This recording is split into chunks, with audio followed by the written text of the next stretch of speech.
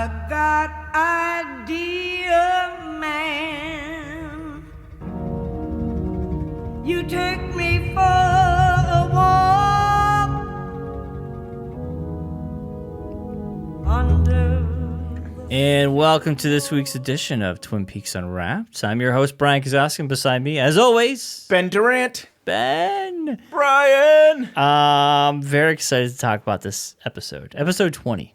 Episode 20, written by Harley Payton. Harley is pretty busy here. He's writing these episodes. He's producing the show. He is on fire. He's on fire, as they say. Directed by Todd Holland.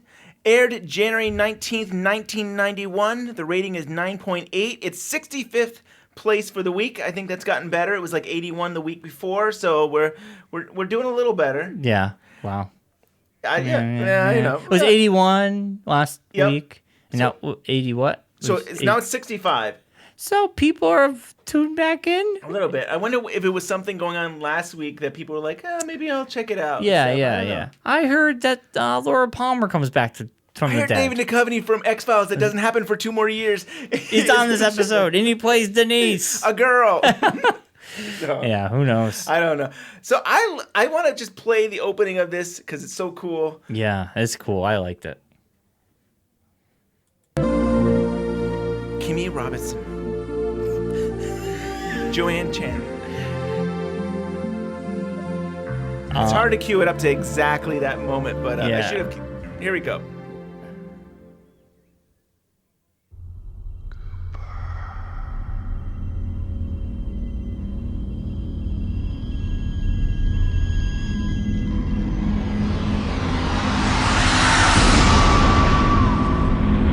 I remember stepping from the flames, a vague shape in the dark, then nothing, till I found myself standing by the cold remains of our campfire 2 days later.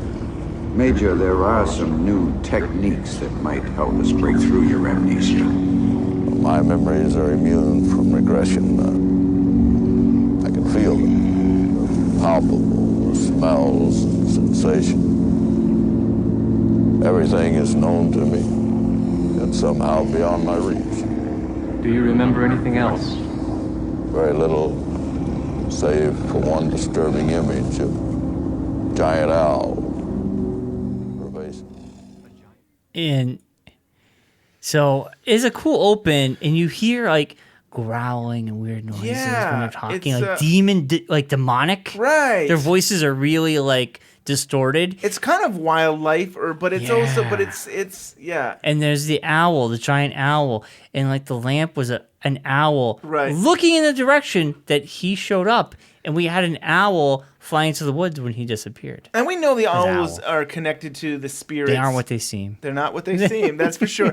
And the very first thing we hear when it opens is Cooper. And it sounds like Cooper saying it. Oh, does it? To me, it sounded like really? I didn't take that. Kyle MacLachlan was saying Cooper. Really? Yeah. I didn't hear that. I don't know. I'll have to re-listen to it. What do you make? Why? You know what it is? Yeah. I think that represents the woods calling Cooper, because that's where the word Cooper was coming from, the woods. Cooper. Right. The messages. Came from the woods, not outer space, and Right. I think that's sort of a verbal. Yes, it's so funny. Version. We get this printout of the owls are not what they seem. The owls are not what they seem. Cooper, and so we know that right. They're sending the message to him, and now we have this. It's weird. Here's the other thing: we get space, then we get a radioactive symbol fly at the screen. A radioactive symbol means, well, like danger or a radioactive waste. Toxic waste, something not good, and fire comes out of it. Right. And then Major Briggs is talking about like trying to remember, and he's not, and it's just that's cool. And also, it's so funny that that is a radioactive symbol, and in my head, I think of it as mountains, but I guess it wouldn't be Twin Peaks because there's 3 of them, but there's like 3 triangles connected. And I just put it together.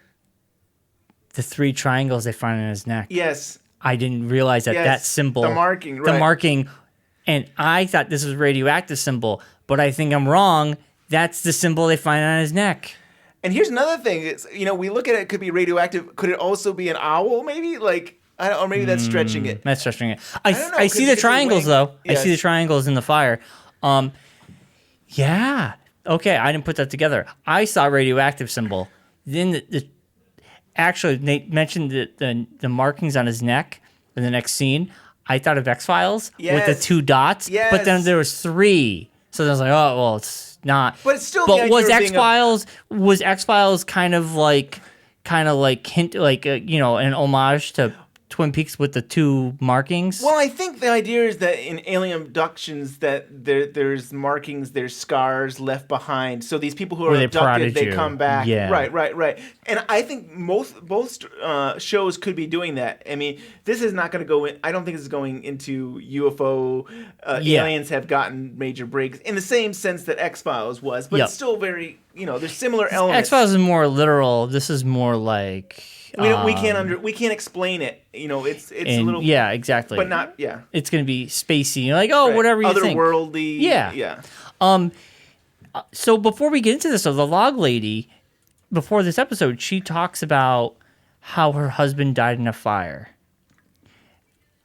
Now I don't know if we ever knew that. Did we?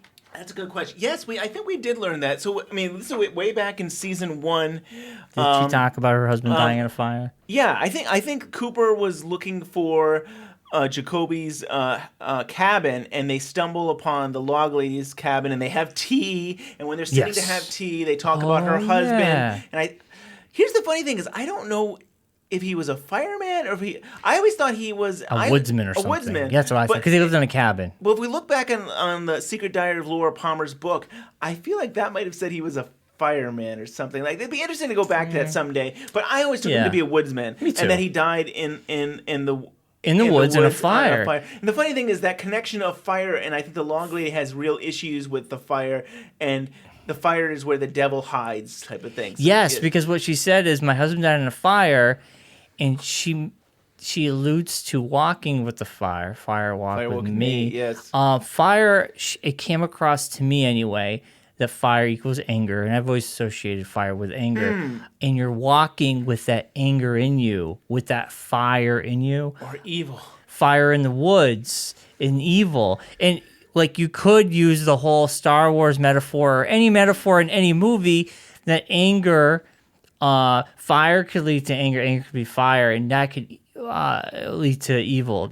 Evilness leads to hate. Hate leads to the dark side. Dark side, yeah, right. And like, so in Twin Peaks world, it's like fire equals anger. Anger leads to evil. So that's what I got out of that. I kind of, and it's interesting. Briggs picked it apart. I mean, is that it for the long? Yeah, that was it. So it's interesting to say that First Major Briggs is talking about him stepping out into the fire, and I mean, I even 25 years later, I don't always understand the symbolism. I'm not sure exactly. Did he try to save the log lady's husband and he couldn't? I don't know. Was he in hell? I mean, where did he go? It's interesting. Like, the imagery we see is, I think it almost looks like a forest, or it looks like very in the woods, woodsy. Like plant life.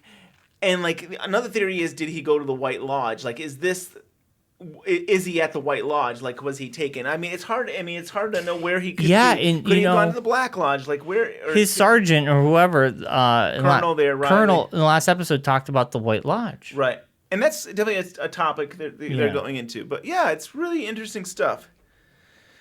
So then they mentioned a giant owl, and for me, the giant owl, and that's the Cooper song. It makes me think of the giant in Cooper's hotel, or his dream, or whatever. That giant, is the giant owl the same thing as the giant? Here's the thing. Even when I was 15, 16 years old, I always tried to connect these owls and the spirits more together. And they do say that, but maybe I'm forcing it more than it really is. It could be separate, but I feel like you're overthinking it. But I don't think Twin Peaks. I think we don't have like we said before. Sometimes it's best not to overthink it, but at the same time, if you overthink it, you're connecting the dots that make sense to you, right? And I think that's always cool, because I would say that Cooper would not know much about these owls, so the giant would show up as a giant to him, but to other people, that giant would show up as an owl. Yeah. I don't know. Maybe. That could be or a at least, thought, right? Or even if we look at it separately, it appears that the owls are watching the townspeople. Yeah. Like we see it even in the pilot. In the pilot, you have James and Donna burying the necklace, and right above is a owl hooting and stuff. I mean, Laura Palmer's diary. We Yeah. had an owl that would follow her. Right. That symbolized Bob. Yep. Bob, to me, turned into that owl and is looking for his next victim. Yeah, because we definitely end. I think it's 16 there with "Where's Bob now?" And what do we see? The owl going right. after Cooper. Yeah, and then Major going- Briggs. yeah. Well, Cooper's taking a pee. Oh, that's the next episode, right? Yeah, right, and right, the right. owl is showing flying towards Cooper, and then Major Briggs disappears. Or he's watching a pee. He's watching a pee. Does the owl, in my mind, because Cooper was wounded at the time, he's weak. Does Bob go after Cooper? Or are they after? I mean, go on. Yeah, but we haven't heard from Bob. So Bob's kind of out there. We don't know. But the owls, like they represent so many things. Right. Represent evil, represent good. Yep. Represent Major Briggs seeing a big owl and he disappears and he comes back. It's weird, right? It's crazy stuff. Yeah. And so you mentioned about the markings, the scar behind his right ear. Yeah, the three triangles. The three triangles, whether they're mountains or what else did we say? I was saying owls. Owls, yeah. I mean, you could see the two eyes and the beaks. Maybe I don't know. Maybe that's a good one. So they're in Cooper. And is it who's with Cooper? In I this think scene? it's it's the Doc and it's Harry S. Truman. Yes. Yeah. They're all in the police station talking with Major Briggs. They're trying to get him out of this. Like, what did you see? What did you remember? What did you do? Right, because he's been missing for 2 days, so he's been yeah. And I can go. I guess I can talk about. He's searching for the White Lodge. Yes, we can start with Project Blue Book. Do you know what Project Blue Book is? Project Blue Book, the Air Force project dedicated to the investigation of unidentified flying objects. UFOs. And I think it's 1969. It was supposedly disbanded, and Major Briggs is saying that some people kind of continued researching it. And so, Fox Mulder. Exactly. But he's actually right. Major Briggs is searching for the White Lodge. Yeah. So we're connecting these UFOs to the White Lodge. So it could be a spiritual journey. Yeah. Yeah. I like the map of Twin Peaks is behind them. Yeah, that's pretty cool. It's a chalkboard drawing of Twin Peaks. And it's funny. I don't think this is a huge spoiler, but this will the chalkboard drawings will come up in the future as well. And I thought about that watching this episode again, and it's like, oh, that's interesting. We have Twin Peaks, and later on they'll use the board. And they've used the board before for other things, but it's still kind of interesting to see that they have that there now. Yeah. You want to bring up some audio? Sure. No. Oh, God.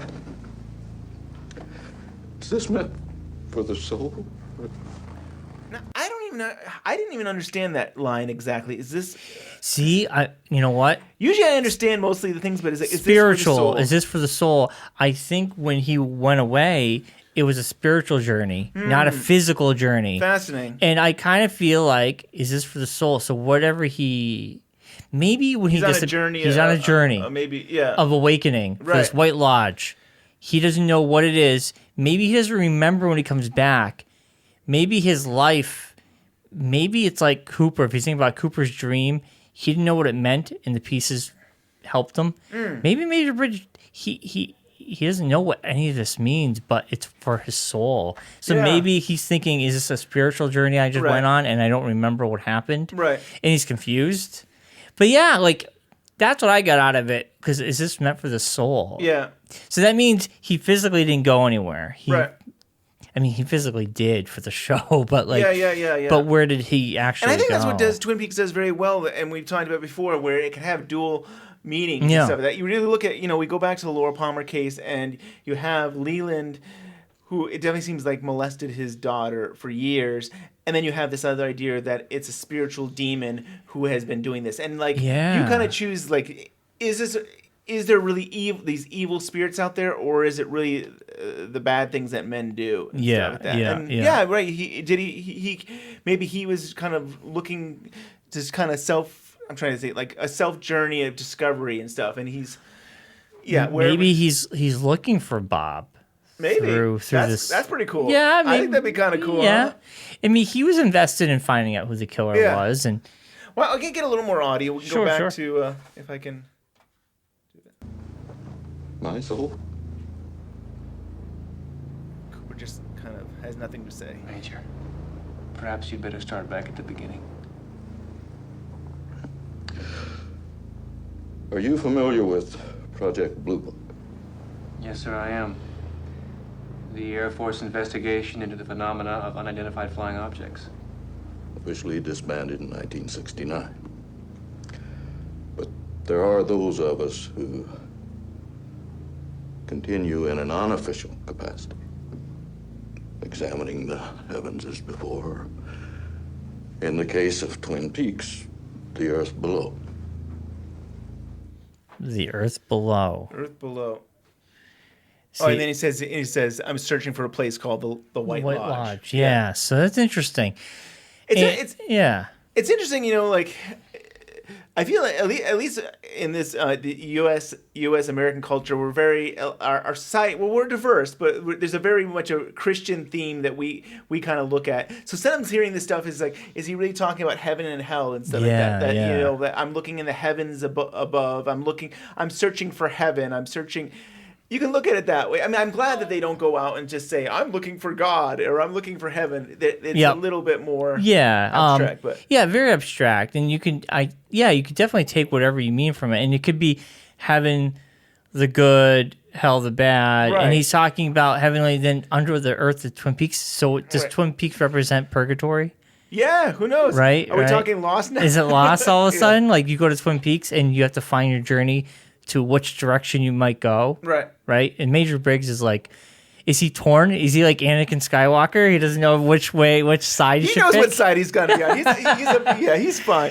But so Project Blue Book is very much like X-Files. They have this case or this thing that they're looking into related to UFOs. So, these guys come in, they take him out and everything. Yeah, the Air Force basically wants him back. They're like, hey, we got to probe your mind. You've given enough information for this episode. You're out of here. You're out of here.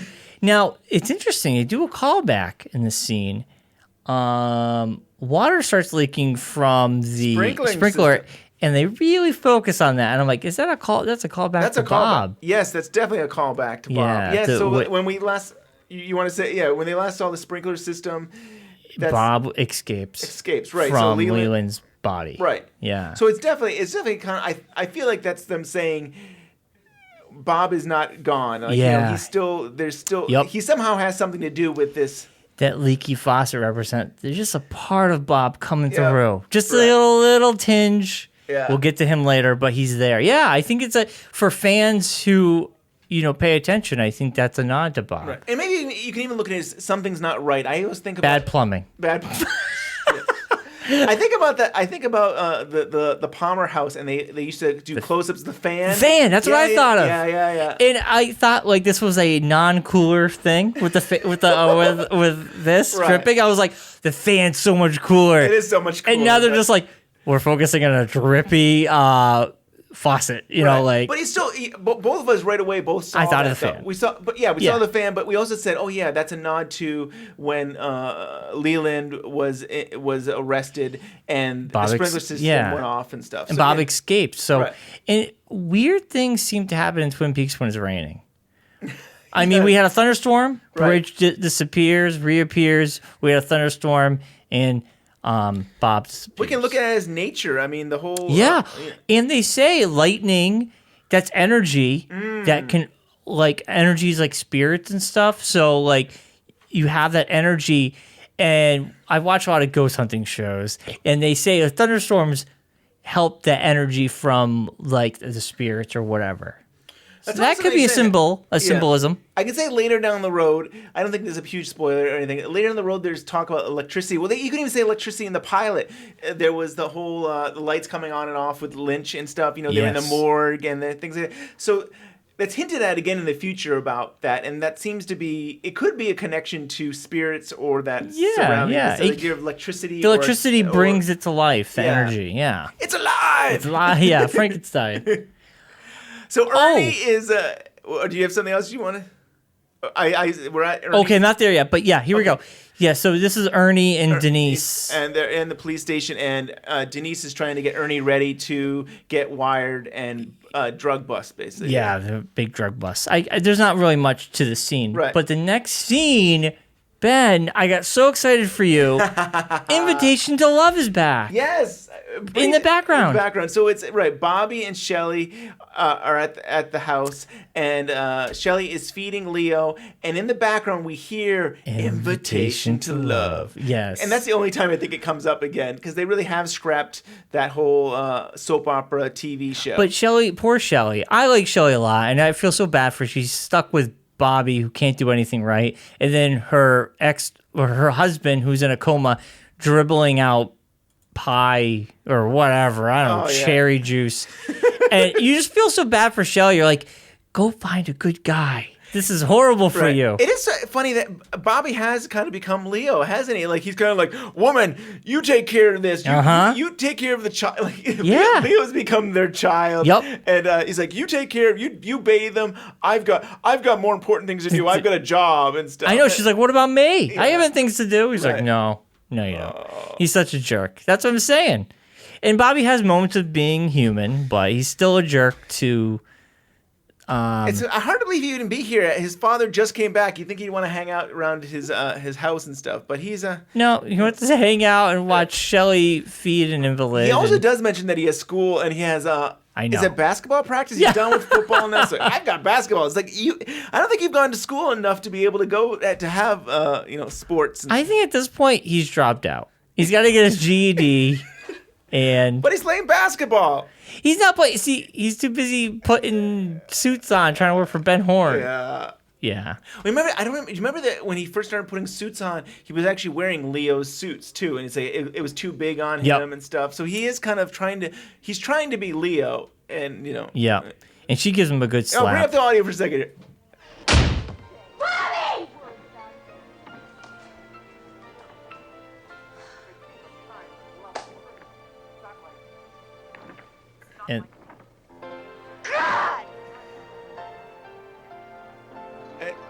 And then Leo is dripping out jam or whatever that is. Yeah, and with Imitation Love music in the background.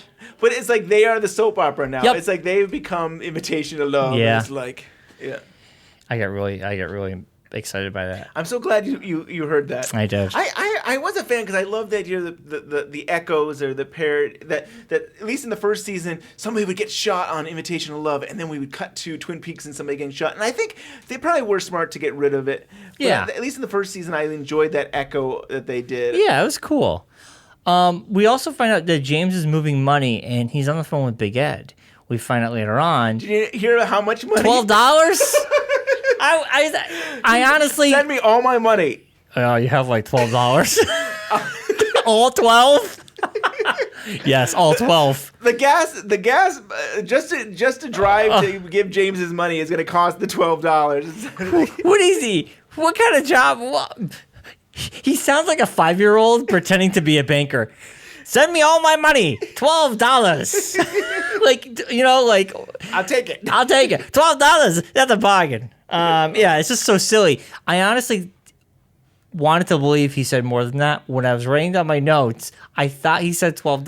That's what I thought. And I ignored it, thinking he said $12,000. That sounds better, right? But now that you said, I was like, I was right. That's so pathetic. Now, here's the thing. In the script, I mean, I didn't even put this down as the unseen Twin Peaks, but in the script, Big Ed doesn't say anything about money. Like in the script, you only hear James's side about asking for stuff. So I don't know if that was ad-libbed or if they did another version of it, but it was kind of like... Maybe they left it in there by mistake. Maybe like it was the phone conversation and you weren't supposed to hear how much, but maybe it just kind of came over and they left it. Yeah, I don't know. $12.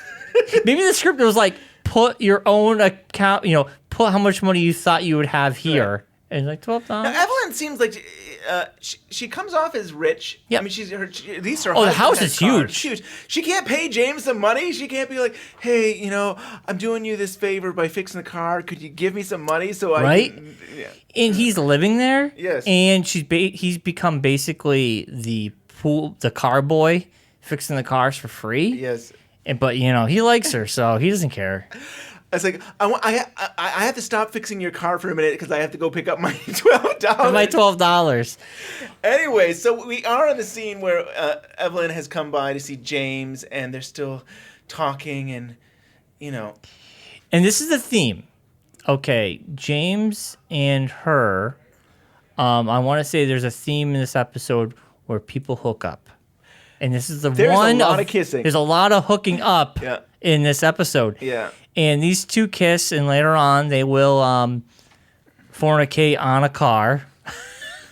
Yeah. I have more to say about that when we get to that point. And you know what it felt like I was watching? I felt like I was watching like a softcore porno. It felt weird. yeah. It felt very awkward. Yeah. And it was supposed to be a film noir of that style, but it definitely does feel like, it's like, I can, this guy just strolls in and is like, I could fix your car. And then, some of the lines he says, it's like, are you talking about the car or are you talking about the girl there? Double entendres. Yes. It felt like an episode of David Duchovny's classic show, Red Shoe Diaries. Yes. Not that I ever watched any of those. No, you never would watch that show, no. But James's plotline reads like a Penthouse letter.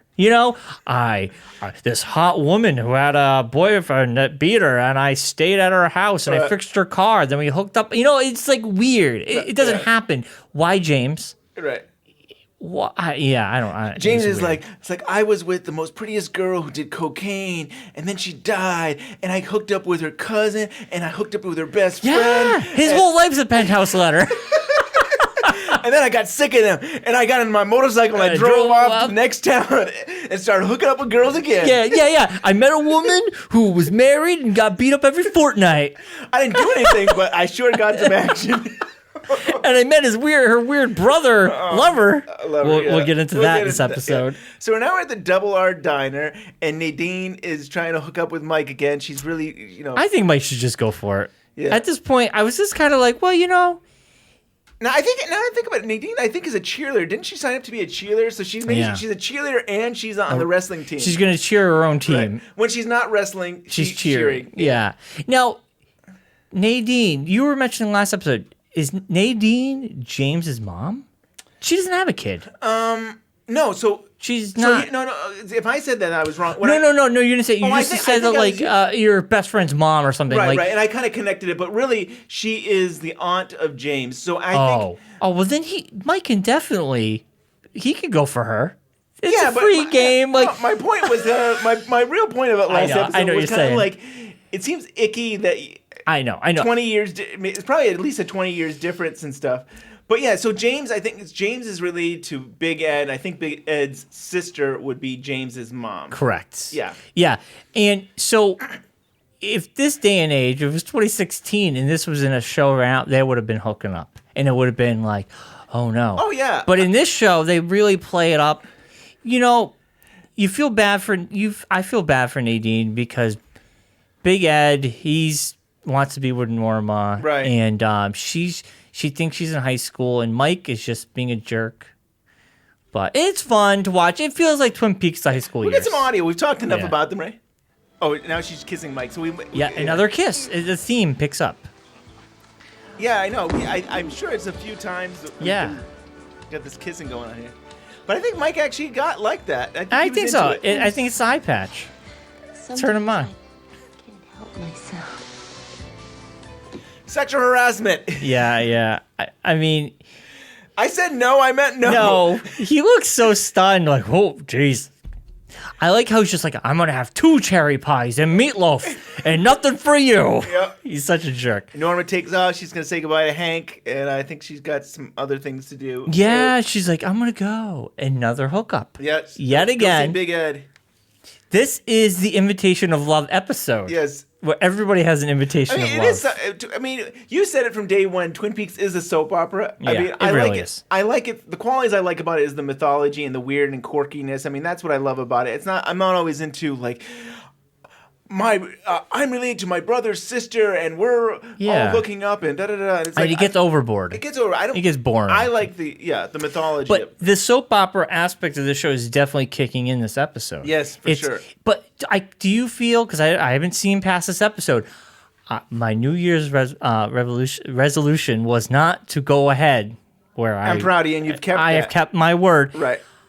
I don't know, but do you feel, and you're not going to ruin anything by saying this, do you feel they got all these out of the way so as we move forward, these characters aren't hooking up? You know they like each other. Like, it's not like they're... Do they do this more often? I think with every show, you're moving pieces like a chessboard. You're moving pieces around so that you can continue to tell these stories. Yeah, so clearly they have to shift everything around, and they have to do this so that the next episode they can say, okay, we're focused on these type of stories. Yeah, that's what I'm saying. I think every show, we watch any show that we watch. Sometimes it takes an episode just to move everybody in the right place, so that like this is where we're going for 5 episodes. Or how many episodes? So this is almost the transition episode. Maybe, yeah. I mean, I'm not keeping track of where we are on the episode. But it feels like these characters are like, get them together, like get the love out of the way, get this passion they have between each of them out of the way, so we can get onto the better stuff, right? I mean, hopefully, right? Hopefully. I don't know. I can't promise. I don't like you that. I can't promise you anything, Bryon. So we're back at the Martells, and Harry is having a conversation with God, this got Josie. a little softcore porny for me too. Harry's always just wanted to. His make hands out are all with her. over her. He manhandles her. Right. I'm the sheriff.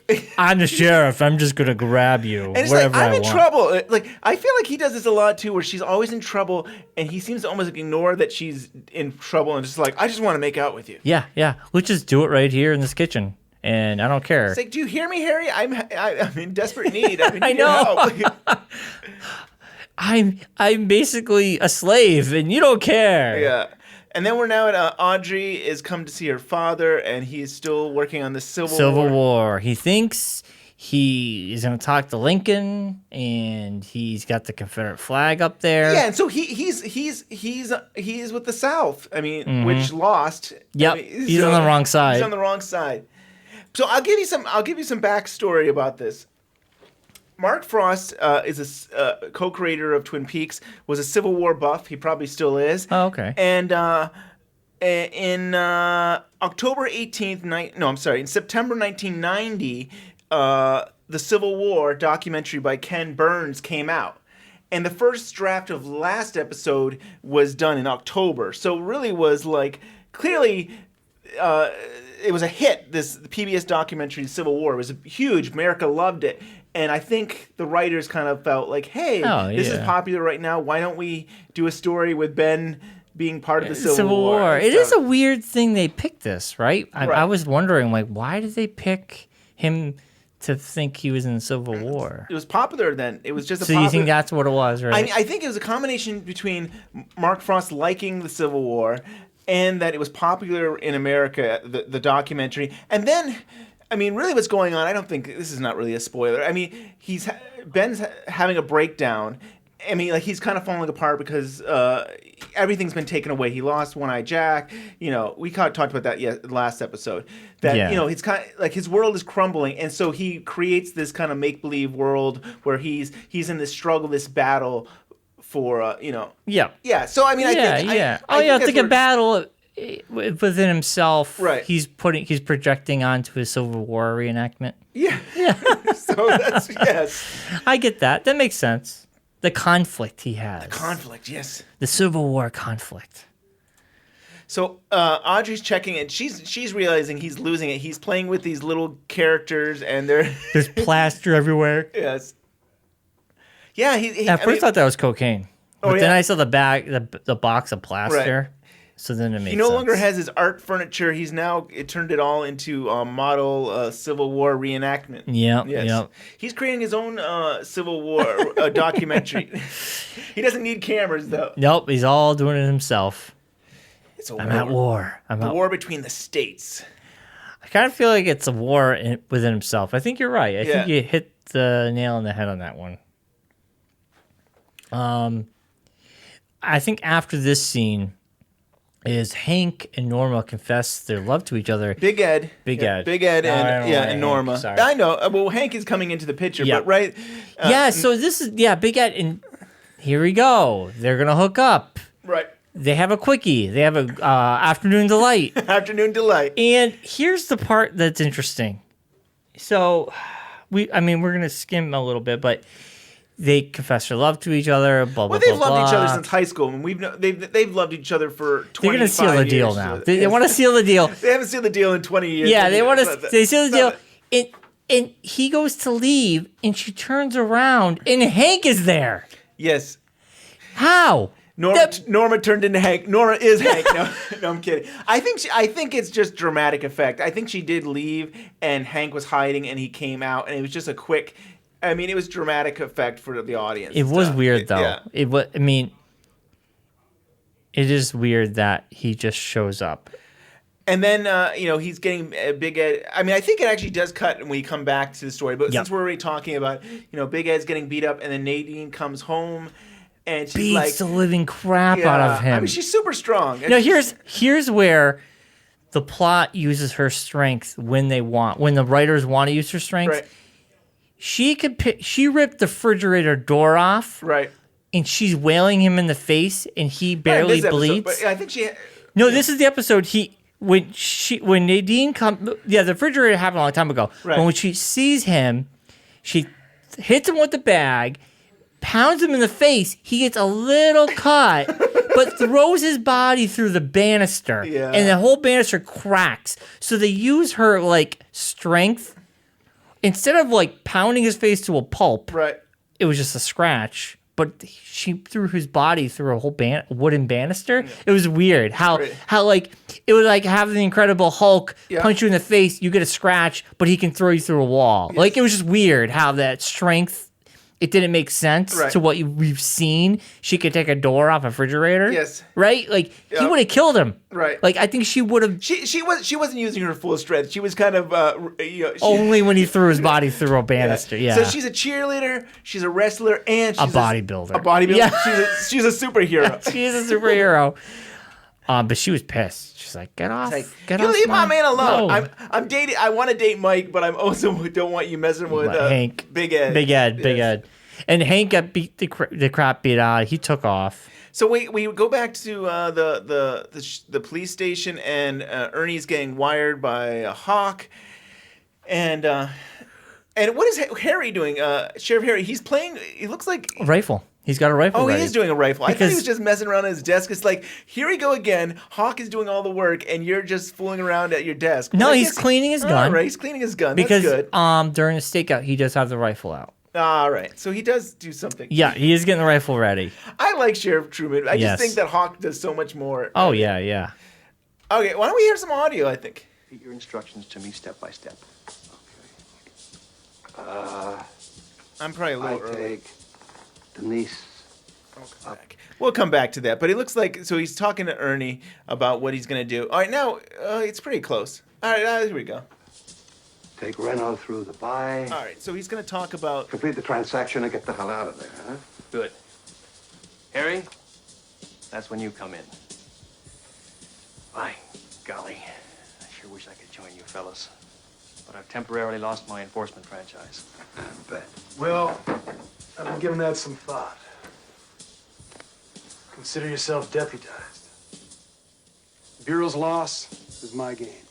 Yeah, it's cool. Twin Peaks deputy. Yeah, I thought it was cool. I was That's really cool. He's back in action. Well, I mean, and there it goes again where we kind of see maybe another life for Cooper. That he's looking for his a place to live. Yeah. And now he's part of the deputy. I mean, he's part of the sheriff. It's cool. Department there. Yep.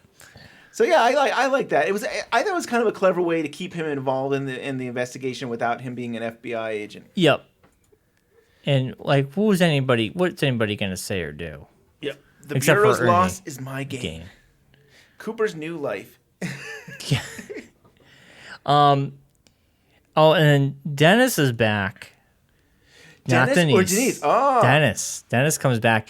And he keeps the feminine quality, though, even though he's a man. which I thought was interesting. Well, when you think about it, I mean, like, so here's the thing about, at least my understanding with transgender, people, like, let's say you're a man.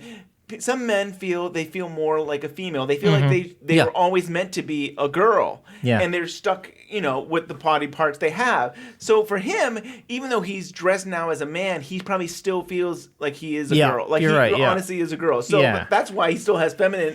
Yeah. Yeah, he's still got feminine. that female in him, which is kind of interesting. And it's also funny to see him just as a guy now, because we've only seen him as a woman. Right. And his hair's all slicked back and everything. He looks nothing like Fox Mulder. No. He's got the hair slicked back, and I think he has... I love that he still has... a ponytail. His ponytail, and he puts his arms at his side. Yeah. And on hips and stuff. Like. Yeah. Yeah. It is. They look like they could be brothers. Yep. That's cool.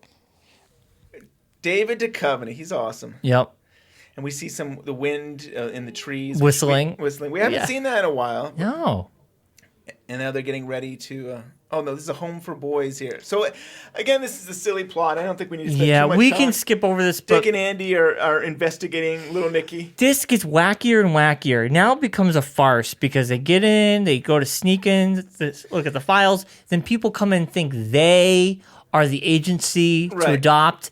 And Dick's just like... Your kid is dead. Dead sick. He was fine yesterday. And then he's just like, well, and like, he's like, where were we? And I'm like, oh, get out of this. Come on, let's get out of here. We don't need to focus on it. Right. I don't know if we need to spend more time with Bobby visiting Ben again. Yeah. Civil War. It's just more of the same. But here's the one thing. I don't know if this is really too much of a spoiler, but it's interesting that Ben is talking to Bobby about the Civil War, or like he's on the South, and basically he's saying Bobby should give up. So Bobby would represent the North, and you do wonder is if Bobby had actually given up and said I surrender to the South, if that would have made a breakthrough for Ben. Like interesting, because maybe we'll bring up some audio in a second of this. Yeah, why don't we do that? Here we go. So Ben gives the sword to Bobby. General Meade, you have suffered an ignoble defeat. And I accept your unconditional surrender. And he's holding on, he's waiting for the sword to be... Tell you what, Mr. Horn. Yeah. I'm gonna go and talk to President Lincoln first, okay? So you just wait right here and... I love that Ben is like, his hands are shaking, waiting for that sword to be passed back to him for surrender. It isn't. And it isn't. And I just I wonder, like, if Bobby had given up, would that restore Ben? Like, would that all of a sudden be a breakthrough? Like, I feel like... That's a good one. I never thought about that. I feel like that's what Ben needs. He needs to win the war, even though that is history. That is... Yeah. Yeah. Yeah.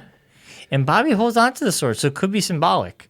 Yeah, right. He's got the power now. Got the power. He thinks he is. Yeah. And then he talks with Audrey and hangs out with her a little bit here, but and Audrey's now wearing suits. I mean, she's been wearing suits, but she's a business lady. I kind of miss the She's young not a teenager Audrey. anymore. Yeah. And I think that's really kind of happened after One-Eye Jacks. After she had been rescued, she kind of changed. I don't want to be known as a kid anymore. I want to be an adult. I don't want to be, And I like how Kathleen walks right by them. Nobody notices her. Right. In her gigantic red blanket. And then the theme continues. Kathleen. Yep, Catherine there. Catherine hooks up with Ben Horn. Even though Ben tried to kill her and take advantage of her and stuff, somehow but the affair is back. Yeah. I still say it's because she can't stand her husband half the time with his poetry. You're right. I think her husband drove her back to the arms of her affair. Yes. So the theme, I mean, we don't need to dwell on it too much. The theme continues. The theme continues again with James and Evelyn. Hooking up on the car. Yes. So I have a story for you, and this comes from Brad Duke's Reflections book. And it the actress who plays Evelyn, Annette McCarthy, shares in Brad Duke's book that James and Evelyn are having champagne by the car, which we're at the scene right now.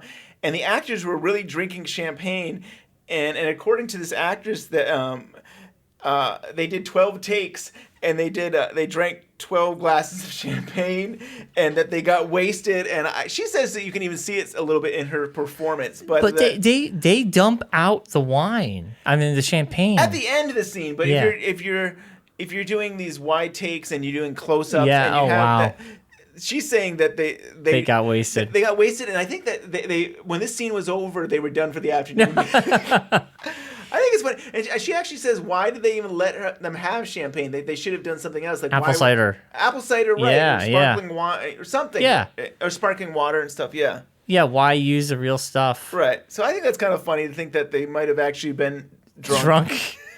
Yeah, maybe. Yeah, it's interesting. It's pretty funny. I can't stand this scene anymore. I know. Just drink. Yeah, James is more giggly. He is. I don't think I see him smile that much. Maybe you're right. He is drunk. I always took it that he was just really kind of falling for her. He was kind of giddy and he's happy. But now you could say, was he drunk too? I don't know. That's her. What she had to say. It made his acting better. Aww. So that's just not. And you already said that they kind of get it on. The funny. This again, it's symbolism of the car. The car is this. Her marriage in a way it gets smashed up like she's getting beat up, and James comes in to kind of fix the car and fix her. And then he fixed her on the car. And they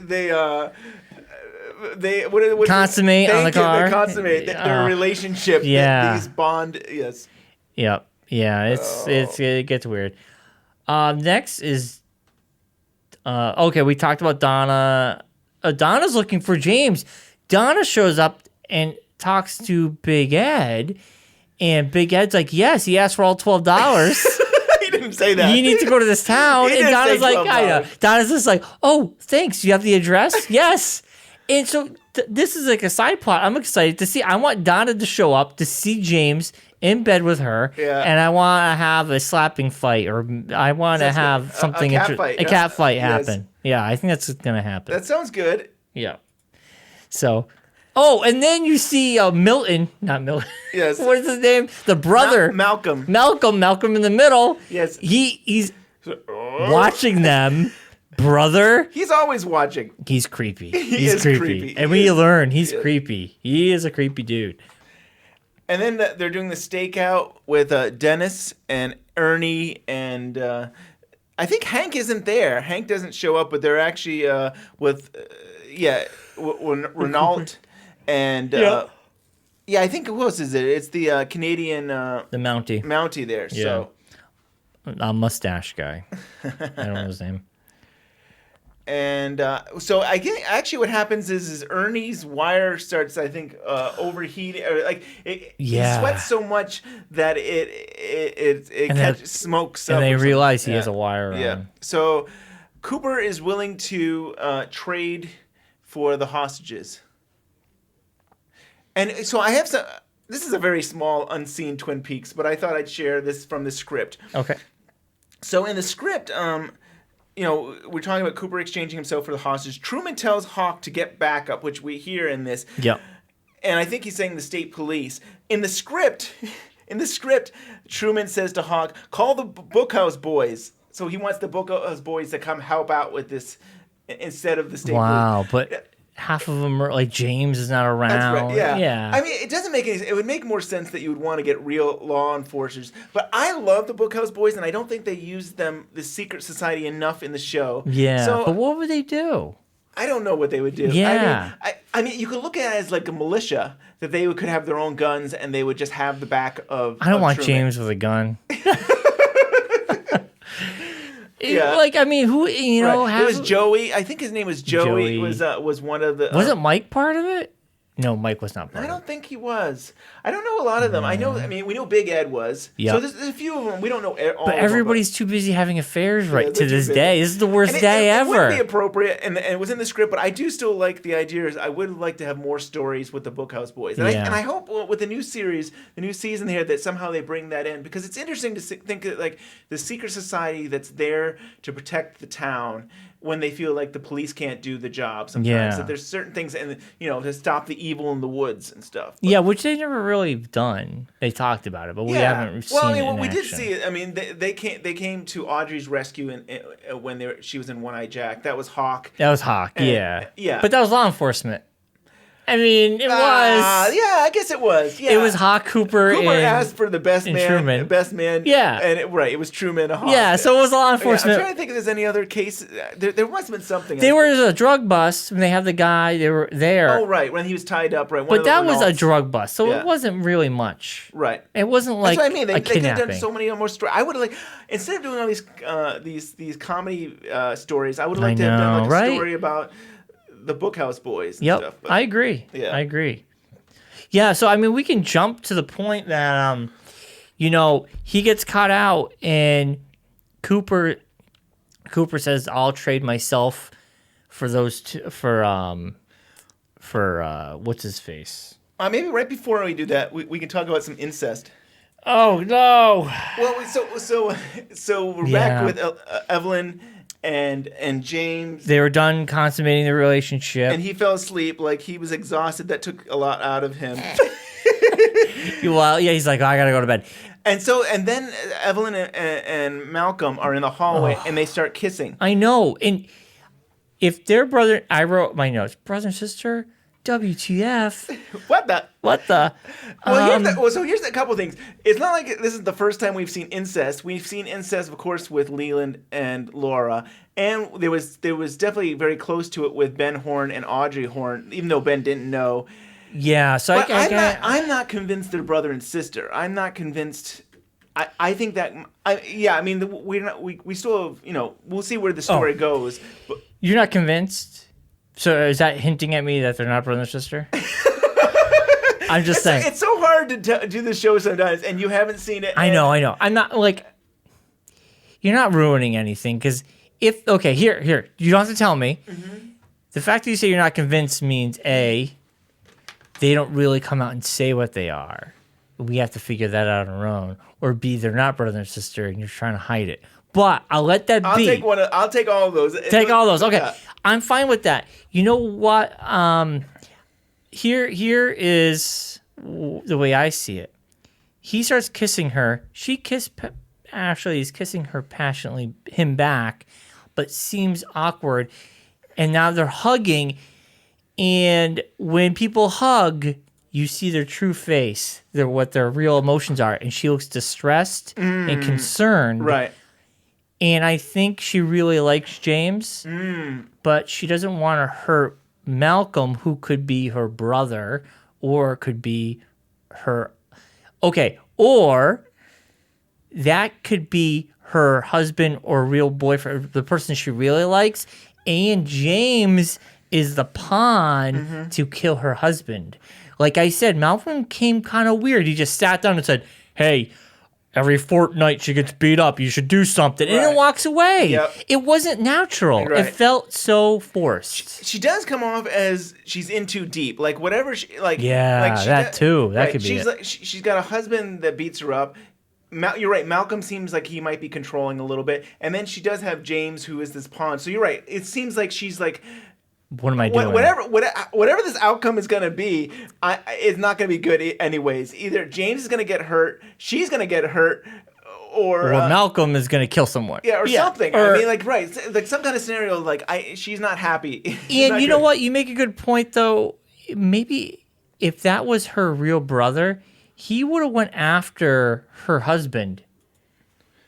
I feel a brother and sister. That bond, you're right. That bond, he would have stopped it. But the fact that he just sits over there and drinks, depressed, makes me feel like that he's probably just her lover, a boyfriend or something. And he could have been James part one. Yep. And James is part two. Like the same scenario. He said he was their driver.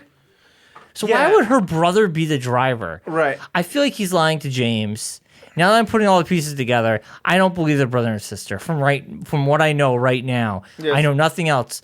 But I feel like the pieces don't add up to be brother and sister. It doesn't make any sense. Well, we'll have to find out. It's either sloppy writing, or just like I could be right, or The only thing I can think of, the only show I can think about incest where brother and sister are they're lovers and they're using each other to help each other in the world is Game of Thrones. There's a scenario like that, and that's what made me think of. What about Arrested Development? I don't know. Is there incest in Arrested Development? There might be. I haven't made it. I gotta finish season 2 of that show. No, there's nothing then. Never mind. I know. I gotta get on top of it. That is that to me is the best comedy. I know. Ever. I love. Season 1 is amazing. Season 3 is good. I'm a little iffy about season 4. The Netflix season, wasn't that good. I heard. It's one of those, and they're working on another season. Yeah, it could be good. So it could be good. Yeah. But I really love. Yeah, there was incest. I remember. I don't know. Yeah. Yes. You could say cousins, right? Cousins. Yes.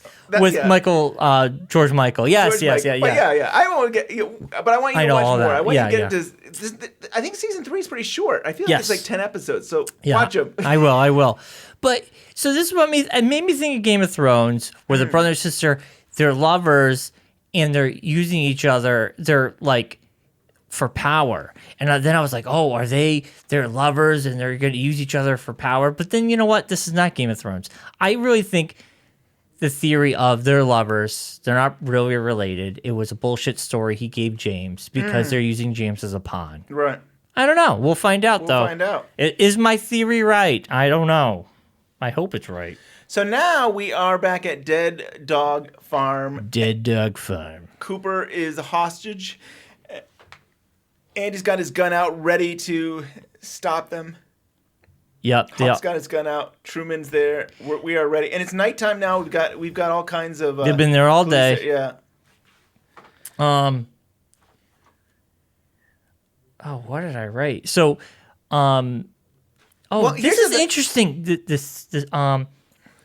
There's a speech. Yeah, let's that bring up some Renault. audio. I mean, it might be a little early, but let's hear it. Let us run, Agent Cooper. No. So you think they will deal? This is, I call it the Nightmare Twin Peaks speech. Surrender.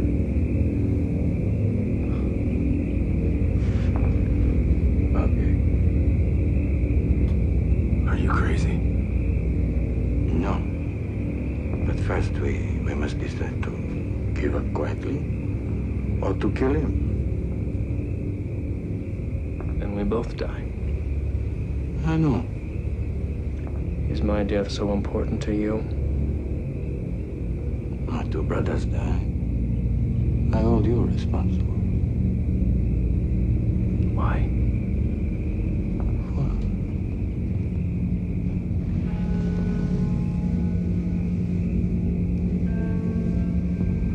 Before you came here, Twin Peaks was a simple place.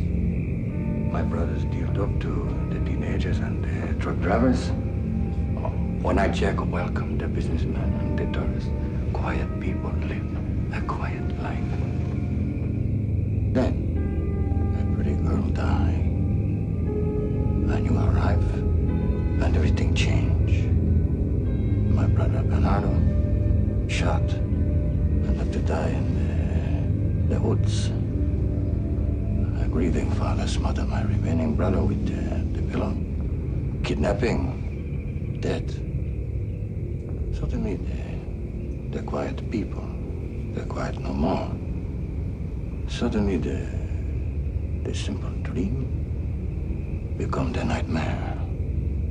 So, if you die, maybe you will be the last to die. Maybe you brought the nightmare with you. See, I like the nightmare with you. That's what I call the nightmare speech. Yes. Here's the funny thing, though. This is the bad guy saying this is a nightmare. It's a nightmare because you're the bad guy, and the good guy is here to stop you. It's like, oh, things were so good when we could just sell drugs and do all these bad criminal things. He's evil. He's evil. It is a great speech. It is. I wish the audio mix was higher because he talks so soft, and the audio was mixing with that music a little too much. But yeah, it's a good speech, and it really, it's a reverse look of the bad guy looking at the good guy. We always hear the good guy giving the monologue to the bad guy. But it's also that cliche where the bad guy gives you this big monologue right before something major happens. Right. Where his plan gets foiled, right? Yeah, he could just kill Cooper right now, or he's got to explain himself, right? He's got to be like, this is how I'm going to kill you, and this is what I'm going to do, and here's my evil scheme. I need to share with you everything. I love it. It's exactly the cliche. It's very cliche, but it is a nice speech. I liked it.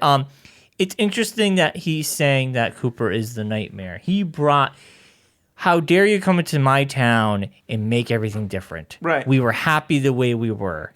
And it makes. I mean, we already know Cooper is special, but again, it kind of shows that, like, hey, Twin Peaks was different before you came, and when you came, everything changed. And he's saying, maybe if you die, we can have the life that we once had, and you know what I mean. But it's almost emotionally knocking Cooper down. Yeah, it's knocking him down a peg. Like Cooper does not look happy hearing that. He almost looks defeated. Right.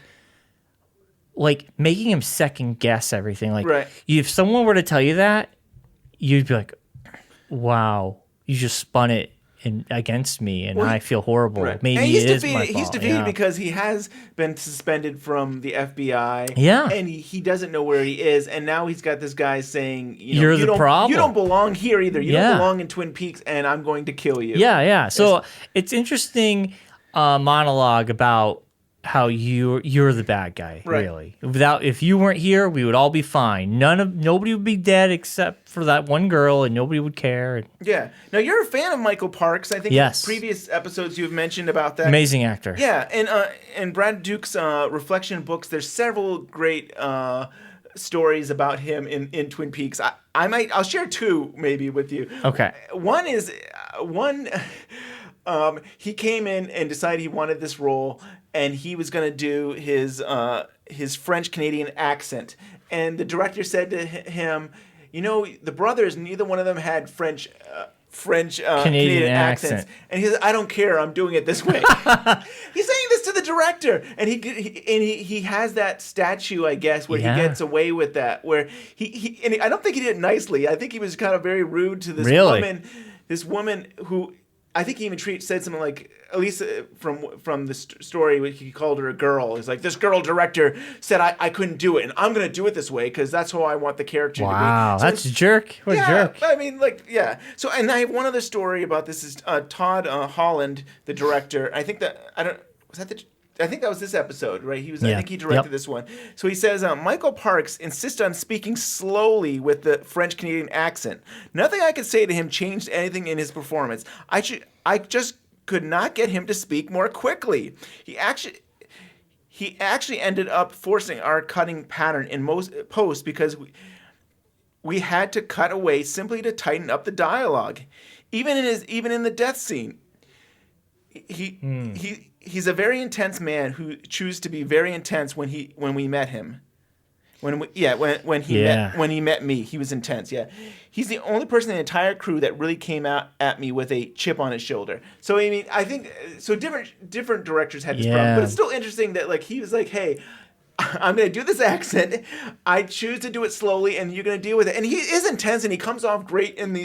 He's a great villain for this show. Great. Yeah, he's a wonderful. When he disappeared, I was really sad. Right, I remember you saying that. It was like, oh, I hope he comes back. Yeah. He was in One Eye Jacks, and then when they rescued Audrey, he's gone. And it's like, oh, I hope he comes back. You were saying he showed up for one episode, though. I mean, this is his big episode, and he's gone. Right after this. I mean, he was in the previous episode. He was in a few briefly. But I mean, like I know. Do you feel his cockiness shorted him a bigger role? Like the fact that he was giving the directors and people, he was like, "I'm going to do it my way." Maybe they're kind of like, "Well, if you're going to do it your way, we don't have to keep you." I'm going to say no. I'm going to say that. I mean, we know by the end of this episode that there's a worse villain than this guy. So I feel like this guy was kind of like, just we need to get him through a couple episodes. There you go. Yeah, okay. We need a few episodes with another villain, and then we're going to start going toward. I mean, I think we're leading towards the end of season 2, so we're in the middle place. So I really felt like I'm sure the writers were just thinking we just need a filler for a few episodes, and I like the standoff. It's a pretty cool. Yeah, and he's really intense. I like that speech.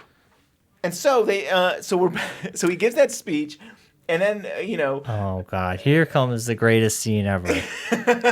we've got Denise coming to bring some Now they food. know what Dennis looks like. Right, because Dennis was there in the meeting. Yeah, but they in don't his know who suit. Denise is. Right. And Denise, I like how he's wearing the diner, Yeah, the double R diner. The double R It's diner stuff. What He's do you borrowing got? Shelley's outfit. Yes. Hey Shelly, can I borrow your outfit? I got work to do. And I do like that Jean Renault. Actually, he's like, no, I want. I mean, I think he's actually attracted to her. He's kind of like, yeah, come, let her in here. I'd like to see her. Yeah, but like almost like they're probably hungry. So the fact that you have a female bringing food in, Yes. it's intriguing on That's all true. levels. They probably are hungry because have been there they've been there all day. Yes. And Cooper knows that, of course, it's I Denise. like And how he lifts his skirt. And he's checking her out, and he's like, He's wearing stockings, and there's a gun on his leg. Yes. And I wonder if that was a leg double, because those Well, are nice say, legs. He does say, don't I know you? So he's Yep. starting to recognize her. But he lifts up his leg, and there's the gun, and Cooper's able to get the gun Yeah. and shoot. He shoots and kills. Right. Kills him. And the Mountie just gets manhandled by Denise. Which is good that they don't kill the Mountie, because, I mean, it'll help in the investigation Yeah, you need someone alive. to at least prove this whole thing. But And yeah, Denise goes on to she town is, on him. punching him. And, I know. And then Hawk comes through the back door, and he saves the day, of course. Of course. And he's in the back. He's just kind of like, I got a low sperm count. I don't want to dare get in front. And it's funny how Cooper's like, oh, thank you, Denise. And he's like, it was Harry Truman that basically came up with this idea. It's like, Yeah, it's pretty cool. That's cool. Harry S. Truman. Sometimes you got to improvise. And he's dead and stuff. And so that really does end the storyline with I think that's the end of the Renault line. I mean, we've seen three brothers now. I think They're it was all dead. Bernie, Jacques, and Jean Renault. Yeah, their bloodline is lost. Now here it became like a horror movie. It's interesting that we go to Shelley's house, Shelley and Leo's house. The power keeps getting drained, but we also learn after the scene that there's like a power outage going on. Yes. Because the police department doesn't have power. Right. Somebody has, I think, we'll learn more about that. But I think, somebody has messed around with electricity. So she's seeing a shadow, and it's creepy, and the record keeps like,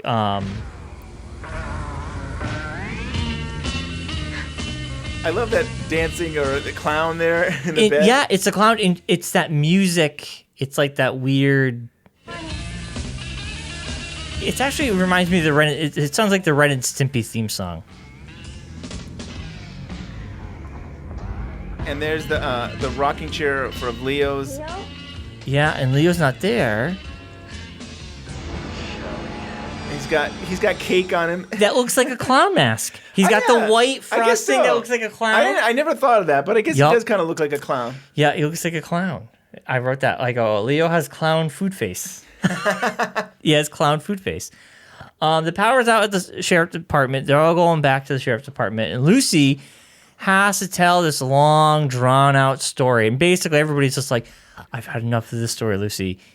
Just get to the point. Yeah. Just tell us what happened. And then I was drying my hair, and then I didn't know where I was. So the power. It's like, oh my lord! It's the red phone, not the brown phone. It's this. Yeah, guy. yeah. She's good at that. I mean, that's what she does best. I know. It's the Transformer. So this is a cool scene. This kind of like harkens back to old Twin Peaks. Back in the day, which was only like it's old school 5 episodes ago. Yeah, right. We not only get to see the deer head we haven't seen in a while. Oh yeah, it's the deer head, the chess game, and I don't know who that is gagged up, but Wyndham Earl's next move has been placed. Who is that person that's tied up? Do you know? Is this someone we should know, or is it just someone random? Well, I want you to look at him for a minute and see if there's anything interesting about him at all. First, I thought it was Dwight from The Office. Is this person? This person's not dead, right? He is dead. He is dead. I wasn't sure if they were dead. So this person's dead. He's not. We don't know this person. He's just he's a pawn. I mean, he's the first move by Wyndham Earl. Earl. Yes, this is the. And now we know Wyndham Earl was Cooper's ex partner that went into the mental institution and that escaped. Right. And they've been playing this chess piece back and forth since season 1. Well, I mean, it was just this season. I mean, I think it was introduced. It was hinted at season 1 that he escaped. Was it season 1? I think it's season 2. I have no idea because we watch him in order. I don't know. Right? I don't know. Well, yeah, you're probably right. It was probably 10 episodes ago, or whatever. But yeah, it was. Yeah, I mean, it was actually. But yeah. But we like this. Is this? What does the person represent? I don't know. It looks like a hippie. Yeah, I guess so. Yeah, he does kind of. You're right. You're absolutely right. He does. Well, he got the kind of denim, a flannel under the denim, a t-shirt, glasses, long hair. Or punk. Yeah, it kind of looks like a hippie, or maybe like a. I don't know. What is this supposed to represent? Well, first, just to be clear, that in this episode, or was it that last episode? I think it was this episode that Cooper's saying that he put his move in the paper. Yes, I think. And he was asked Lucy to look in the paper for the move back, and she said she never got anything. Right, and so, I mean, this is basically his move. Yeah, this is a big move too. Well, yeah, it's the power move. It's his first move, but he's taking real people as pawns, and that's how he's playing this. So, but here's like I said, this person, we don't know this person. He's just a random character. Okay, but the actor is played by Rainn Wilson. I don't know why it looks like Rainn Wilson to me, but Kyle MacLachlan's brother in real life. Oh, really? Yes, I think I want to say it's Craig MacLachlan. Yes, I love the names. And I think he will play his stunt double in the future as well. Really? So he's helped him out in the past and stuff. He looks like one of the guys from Slapshot. That's what he looks like. The big glasses and long hair. That's what he looks like. Man. So I think that's pretty much where the show ends. Who is it? And I love the cliffhanger. I don't know. This was a good episode. It's a chess game. Right. Wyndham Earl's next. Oh, so it's his next move. So that's right. Wyndham Earl had done a move. He already had a move. He had a move. That's right. He did do a move because I forgot he tells Diane Wyndham had already moved before I even had shared my move with him. So exactly. Right, this is his second move. But basically he's saying this is a deadly game. This is not your typical chess game. Yeah, I'm excited now. I like this episode. It does feel like you're actually closing on a chapter and starting something new. We ended the whole Jacques Renault storyline. Not Jacques. I'm sorry, Jean Renault. Yeah, Jean Renault. Yeah. But no, yeah, it's getting good. I think it's getting interesting. I'm enjoying it. Yeah, I think it's awesome. I mean, that was episode 20. I mean, I think it's also we can be more like it's not as serious anymore, so we ever have more fun discussing this too. It's you know what I'm saying? Like we're not like it's weird. All that heady like the doubles and what does this mean? Everything's kind of gone the wayside, and now it's almost like a straightforward show. Right. There is some mystical, like heady stuff, but not everything's like that, and it's kind of lost its edge. It's more corny, soap opera-y, and it still has that edge, but it's not as it's like hidden. Right. It's like you got to get through the weird. You got to get through the Nadines and the stuff like that. I mean, here's the problem. I think the Jameses. Yeah, stuff. The problem is that you're being asked to write and produce and create 22 episodes a season, and I think sometimes that's a lot. It's a lot. I mean, a lot of characters. Yeah, a lot of characters and trying to juggle a lot of different balls to do that. I still think that that model of the first season where they only had to do 7 episodes, or if you count the pilot, like 8 episodes. Perfect. Yeah, it would have been perfect. And if you had done that with season 2, it would ended with finding out who killed Laura Palmer and basically wrapping up the Laura Palmer mystery. And then you could have had a 3rd season. But here's the sad thing is, who knows if you would have gotten a 3rd season depending on the ratings. But if you had gotten a 3rd season, you could have focused on the White Lodge and done a condensed version of that in 7 or 8 episodes again. And it's pretty amazing that this show is so well loved, but universally people pretend this half of the second season doesn't really matter. Do you feel this show? I feel that if this show had ended after Laura Palmer and they had the big discussion outside, and the show ended like that, people would still be enthralled with this show and want it to come back. Do you feel these extra episodes that really didn't give or take away from anything? It really, a lot of people are just kind of like, it was all right. It wasn't that great. It didn't tarnish the love for this show, which is pretty amazing.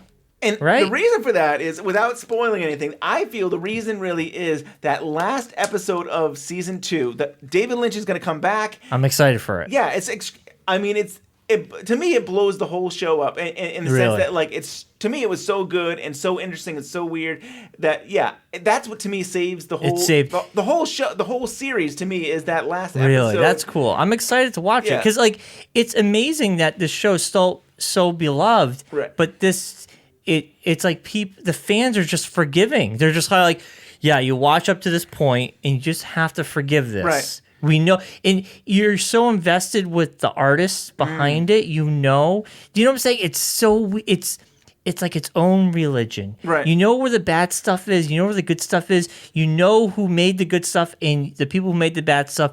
You give them a pat on the back. You're like, that's all right. You tried your best. Right. It's kind of cool. It's like the house David Lynch built. Yes. And it could do no wrong. Yes.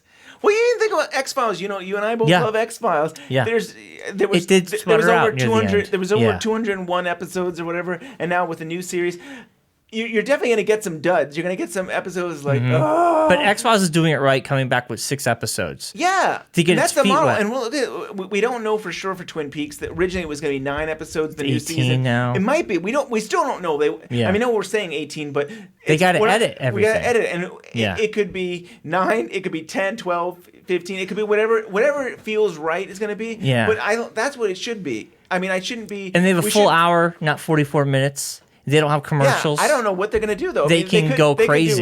They could do an hour and 10 minutes if they wanted to. Yeah. They could do whatever they want. Showtime will give them the gambit. Right. Whatever. This is going to be huge for Showtime. Yeah. But yeah, it's interesting. It's interesting that this show kept its credibility even though this season goes downhill. Right. And like you're saying, that last episode, I'm excited to see it. I know from past discussions with other people, everyone said the last episode is like really cool. It's cool, it's fun, it's interesting, and it brings it back. And it gives us something to talk about for 25 years and stuff. For me, it will be only a year. You're so lucky. I lucked out. You did. You didn't have to wait all these years. So yeah, I mean, I was wondering. It was funny. Like we're getting to these episodes, and these aren't my favorite episodes. Some of these ones, and I was like, oh, how is this going to be with Bryon? Is like Bryon going to want to give up on this show? No. And like, I didn't know how it was going to be with. Yeah. Yeah, it's fun. I don't. I can't. I'm not gonna poo-poo it because like I said, I'm going into this. My expectation is really low. We'll make fun of the stuff that's ridiculous, and I like the still, like you said, there's gems in every episode. There's every episode. Last episode, probably wasn't the best, but the Major Briggs stuff was really good. Right. In this episode, I thought was better. Right. Me too. This was the hookup episode where everybody hooked up. Right. But that standoff, that hostage standoff, yeah, it was cool. Was awesome. Yeah. They could have made that the hour, and I would have loved it. I know. So it could have been mind warfare, right, where he's telling him stuff, and then Cooper give us a half hour of them just like trying to dig into each other mentally. Totally. That would have been cool. That would have been awesome. Yeah, but I don't know. That'll be part of your fan fiction. My fan fiction. I'm gonna write that when I get home. You're gonna do the whole day. Like we got to see a quick version of the hostage scene. You're gonna say from 9 a.m. to midnight. What happened? And then I'm gonna film it with children in a cabin, 5-year-olds. Oh, no. And they're just gonna be like, "You're a doodle face. Nobody likes you. You brought the nightmare. You brought the nightmare." Oh, man. They'll have Boston accents. I think like most kids do. People are definitely throwing their devices or they're shutting us off now. We gotta end this before we go downhill. Yes. So Twin Peaks Unwrapped. We drop every Wednesday. Every Wednesday, 7 in the morning. 7 in the morning. Is that what it is? Mainly. Yeah. Something like that. That's awesome. Yes.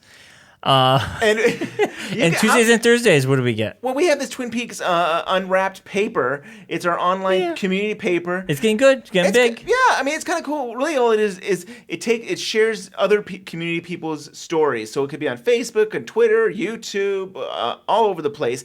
And yeah, usually it's on Mondays and Thursdays.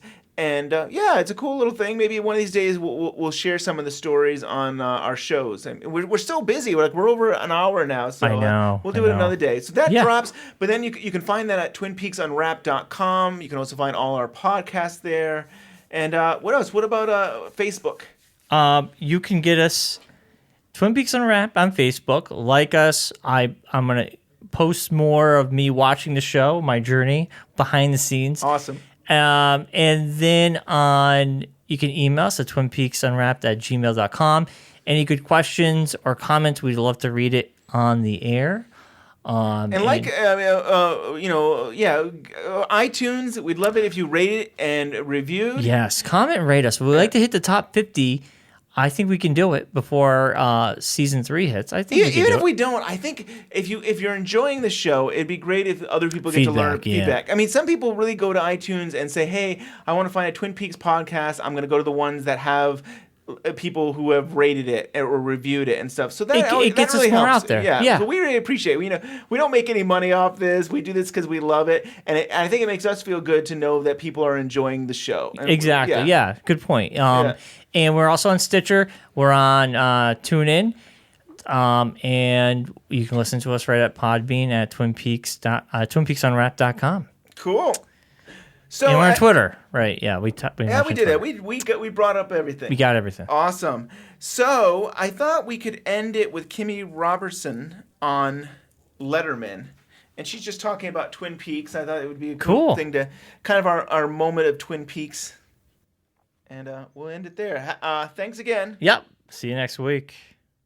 Now let's talk about the show.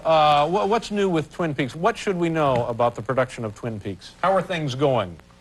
Well, we don't really know what's going on because they give us fake scripts now. Mm-hmm. And sometimes they film the scene more than once. So 2 different versions of the same scene. Yeah. Or sometimes 3 times.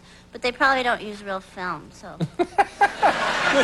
This doesn't seem... Never mind Bob, that was a joke. It Bob doesn't Iger, you know. Yeah, he's the... President of ABC. Oh, I see. I don't want him to panic because it costs a lot of money. But doesn't that drive you nuts, not doing the same scene 3 different ways, or you don't mind that? I don't mind because I don't do it. I just do mine it's like the Lucy Andy and Dick show. Mm-hmm. And then everybody else is on the regular show, Twin Peaks. Uh-huh.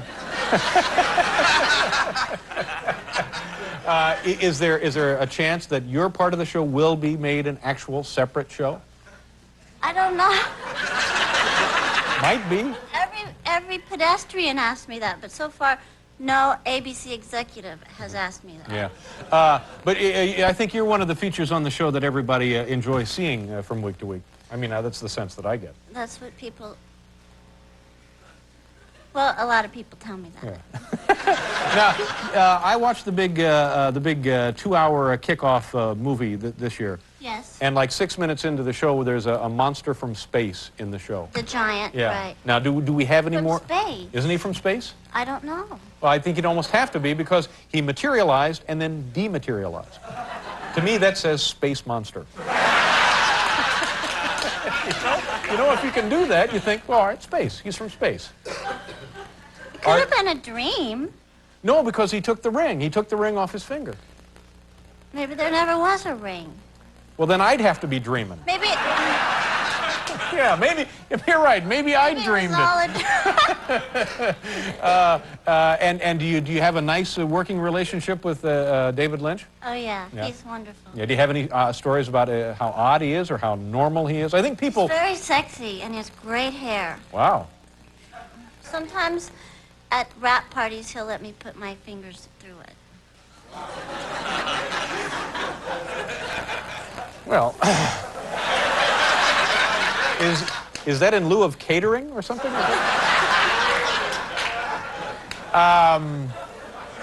Because it'd be nice to, in addition to that, have a hot buffet. I don't even know. What? I don't know what's happening.